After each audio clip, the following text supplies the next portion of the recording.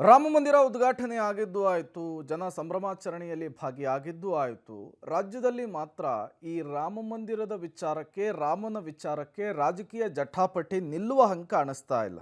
ರಾಜ್ಯದಲ್ಲಿ ರಾಮ ರಾಜಕೀಯ ಮತ್ತೆ ಜೋರಾಗುವಂತಹ ಮುನ್ಸೂಚನೆ ಅಥವಾ ಸುಳಿವು ಸಿಗ್ತಾ ಇದೆ. ಸಿಎಂ ಜೈ ಶ್ರೀರಾಮ್ ಘೋಷಣೆ ಕೂಗಿದ್ದಕ್ಕೆ ಬಿಜೆಪಿ ನಾಯಕರು ಸೇರಿದಂತೆ ಶ್ರೀರಾಮ ಸೇನೆಯ ಮುಖಂಡರುಗಳು ಕಾಲೆಳಿತಾ ಇದ್ದಾರೆ.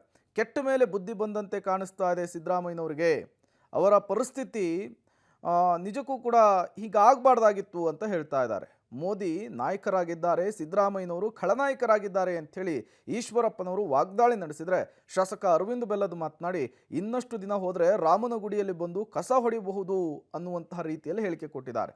ಮುತಾಲಿಕ್ ಮಾತನಾಡಿ ರಾಮನ ಶಾಪ ಕಾಂಗ್ರೆಸ್ನವರಿಗೆ ತಟ್ಟಿದೆ, ದೇಶದಲ್ಲಿ ಕಾಂಗ್ರೆಸ್ ಧೂಳೀಪಟವಾಗಿದೆ ಅಂಥೇಳಿ ವಾಗ್ದಾಳಿಯನ್ನು ನಡೆಸಿದ್ದಾರೆ.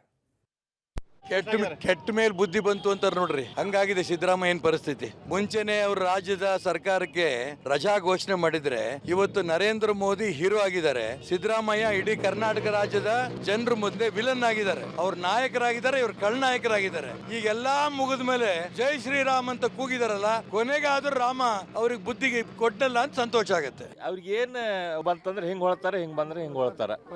ಈಗೆಲ್ಲದು ಇವತ್ತು ನೋಡ್ಯಾರ ದೇಶದ ವಾತಾವರಣ ಏನಾಗೈತಿ ಅಂತ ಹೇಳಿ, ಹಂಗಾಗಿ ಜೈ ಶ್ರೀರಾಮ್ ಅಂತಾರ.